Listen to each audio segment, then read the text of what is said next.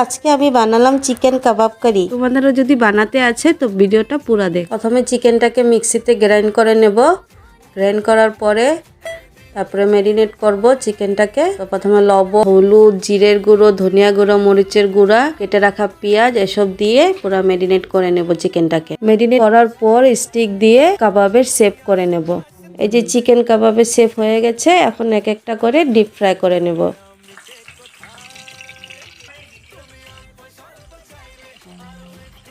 তো ফ্রাই করা হয়ে গেছে, এখন গ্রেভি করার জন্য মশলাটা বেটে নেব মিক্সিতে পেস্ট করার জন্য আদা, রসুন, পেঁয়াজ, কাঁচা লঙ্কা এসব দিয়ে পেস্ট করে নেব। তো আরেকবার মিক্সিতে পেস্ট করে নেব মগজ আর কাজু বাদাম। প্রথমে তেল গরম করার পরে তেজপাতা আর গোটা গরম মশলা এসব দিয়ে তারপরে মশলা দিয়ে দিলাম পেস্ট করা আদা রসুন যেটা করেছিলাম। পেস্টটা দেওয়ার পরে লবণ, হলুদ, জিরের গুঁড়া, ধনিয়ার গুঁড়া, মরিচের গুঁড়া এসব দিয়ে অল্প কষিয়ে নেব। অল্প কষানোর পর কাজু মগজ যে বেটে রাখিছিলাম ওইটা দিয়ে দিলাম। কাজু মগজের পেস্টটা দেওয়ার পর ভালো করে অল্প কষিয়ে নেব। কষিয়ে নেওয়ার পর অল্প জল দিয়ে দেব। ঝোলটা ফুটে গেছে, এখন চিকেন কাবাবটা এক এক করে দিয়ে দেব ঝোলের মধ্যে।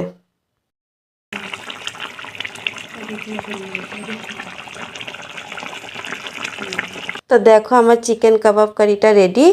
তো তোমাদের যদি ভালো লেগে থাকে তো লাইক, কমেন্ট, শেয়ার করবা।